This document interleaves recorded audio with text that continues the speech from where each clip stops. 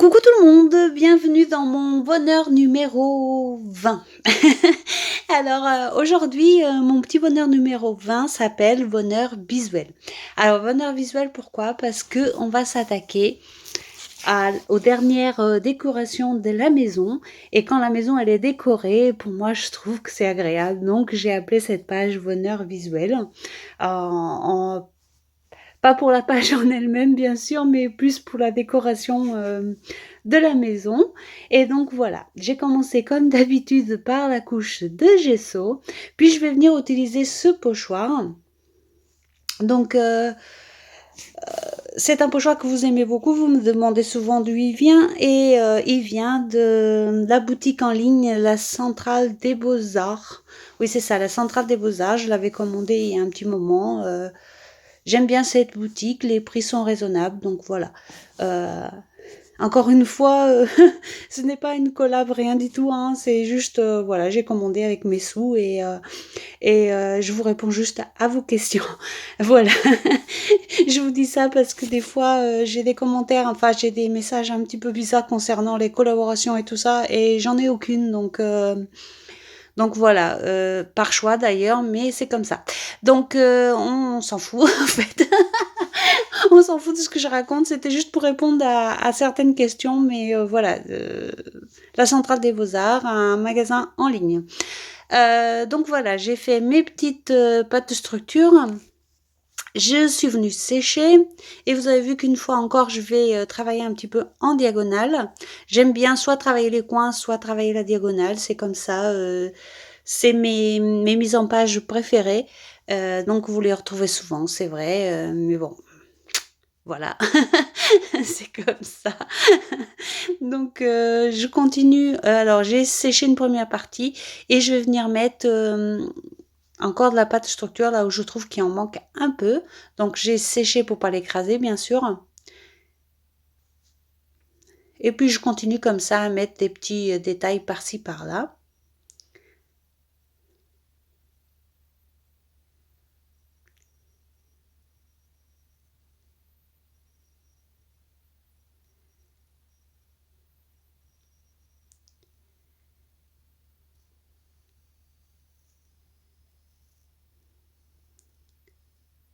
Puis une fois que tout est bien sec, j'ai décidé d'utiliser ces deux sprays Lindy's.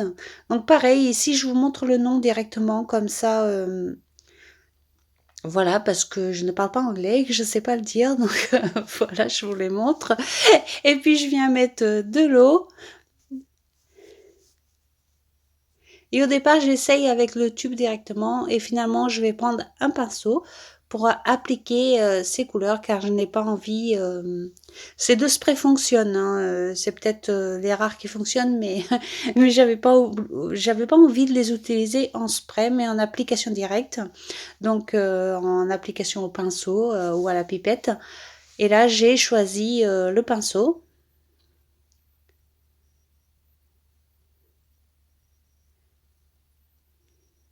Évidemment, vous l'aurez compris pourquoi, parce que je ne veux pas que les couleurs aillent sur toute la page et qu'elles restent bien en diagonale.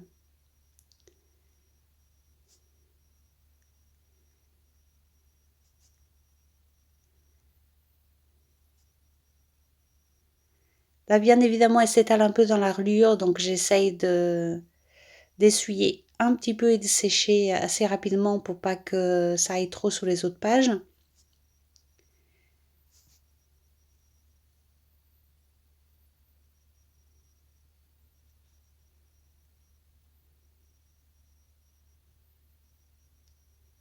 Et puis, je viens sécher un peu le rose déjà. Puis, je viens remettre de l'eau et je vais ajouter mon vert. Alors ici, c'est un vert clair, donc un vert assez... enfin clair. Tout est relatif, bien sûr, mais plus clair que ce que j'ai utilisé sur certaines pages qui m'ont posé pas mal de problèmes. Euh, voilà, ici, c'est juste un petit vert qui va s'atténuer en plus en séchant. Donc, étant donné que j'ai utilisé du gesso, ça va devenir un vert clair. Donc, ça me va pour cette page que je voulais assez douce.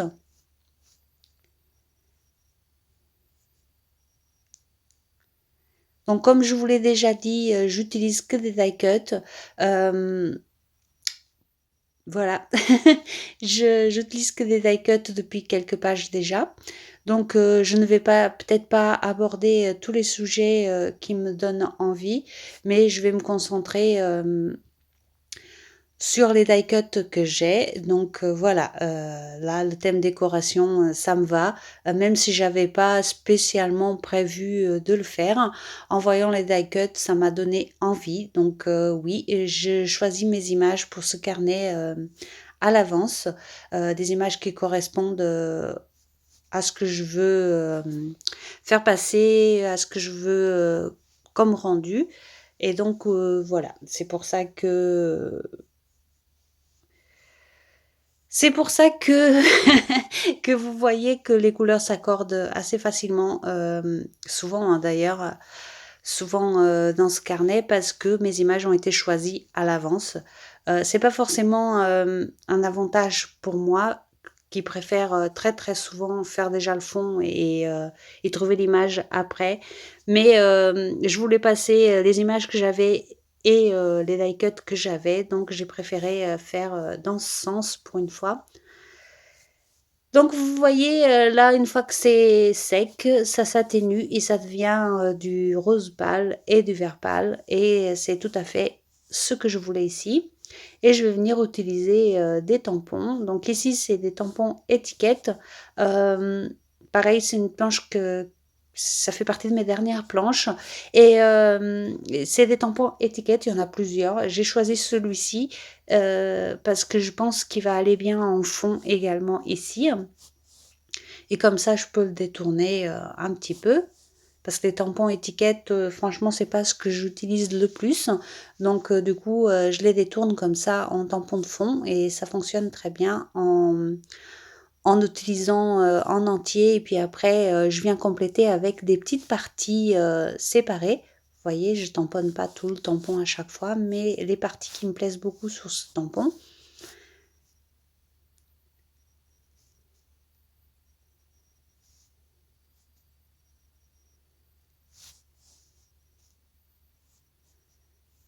Et je vais profiter également que je suis en train de faire les tamponnages noirs pour répondre également à d'autres questions. J'en profite, c'est vrai, tout le long de ce mois-ci pour vous répondre directement, parce que des fois par écrit, c'est pas très facile de se faire comprendre. Donc du coup, je vais vous répondre à propos des tampons. Pour moi, le tamponnage noir n'a rien de négatif. Euh, c'est juste une question de goût et de profondeur. Je trouve que le tampon noir, des fois, fait sortir bien les images. Euh, et moi, j'aime ça, les tampons. Donc, du coup, oui, je pourrais investir dans d'autres couleurs et ne pas utiliser que le noir pour les tamponnages. Mais moi, j'aime beaucoup, franchement, j'aime beaucoup le contraste que ça apporte. Et c'est pour ça que j'utilise les tampons noirs. D'une, parce que j'aime le contraste, parce que ça apporte de la profondeur. Et aussi parce que j'aime ça, tout simplement, les tampons de fond. Voilà, j'aime ça, donc je ne vois pas pourquoi j'irais me restreindre à pas en mettre. Euh, voilà, il y a des pages où j'en mets pas beaucoup parce que je trouve qu'il n'y a pas besoin de beaucoup. Et il y a d'autres pages où je mets beaucoup parce que je suis dans ma folie tampon et que j'ai envie de les mettre. Voilà, mais à aucun moment c'est parce que je suis triste ou parce que je veux apporter de la tristesse à ma page. Non, pas du tout. En fait, toutes mes pages, qu'elles soient tristes ou gaies, elles ont toutes, pratiquement toutes, hein, je réfléchis en même temps, mais c'est très rare qu'il n'y ait pas de tamponnage noir. Et, euh, et quoi que vous m'en disiez, pour moi, en tout cas, ça apporte de la profondeur à la page et c'est pour ça que je les utilise énormément et que j'adore ça. Donc voilà, j'espère que j'ai été claire et que j'ai bien répondu à la question qui m'a été posée plusieurs fois, du pourquoi j'utilise autant de tampons, que ça attriste la page, etc. Pour moi, je trouve pas. Après, c'est vrai que chacun a sa sensibilité, ses goûts, et je comprends tout à fait qu'on n'aime pas qu'il y ait autant de tamponnage. Je comprends, hein. C'est voilà.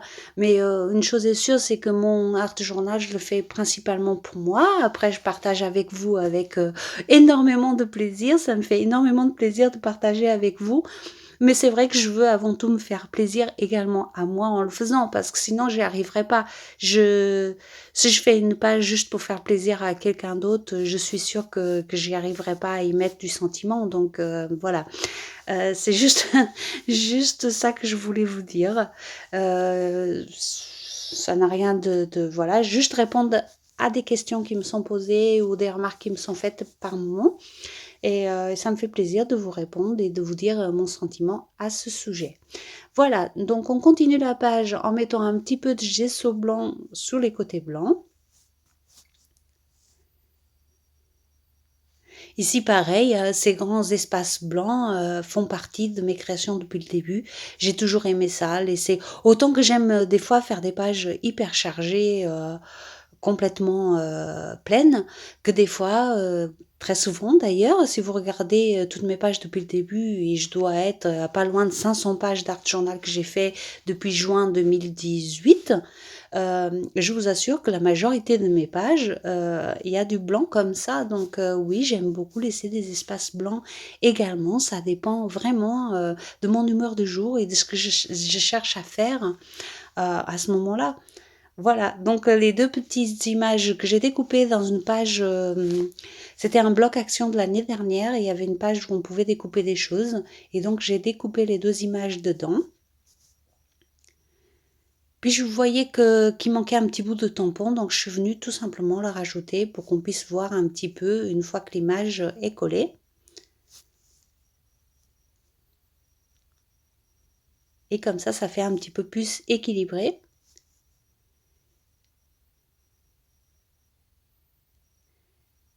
Et donc j'ai choisi ces deux images pour illustrer la décoration de la maison.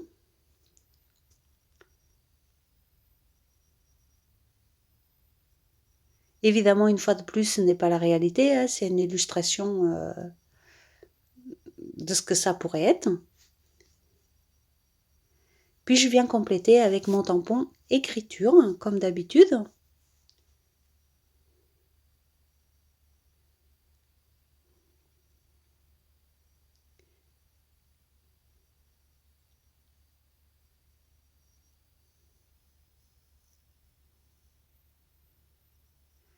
Mon numéro 20, que je vais mettre à deux endroits différents. Ici aussi, je le mets 2, 3, 4 fois selon comment je veux équilibrer sur la page, comment je pense moi que ça équilibre en tout cas. Et puis je viens ancrer les deux côtés, les deux coins colorés.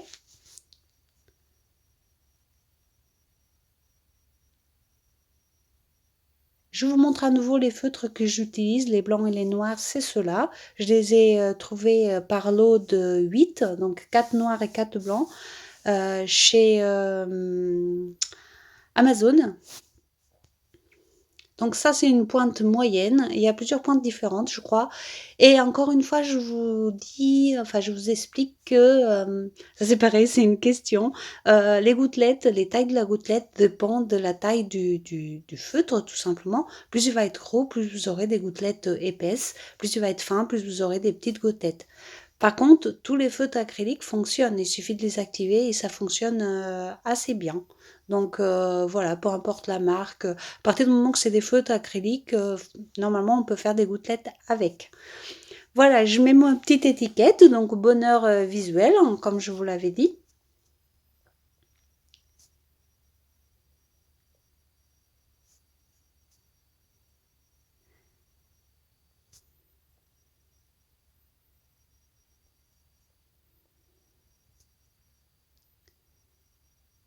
Je fais le contour au stylo gel, je rajoute quelques petits détails au tamponnage sous l'étiquette.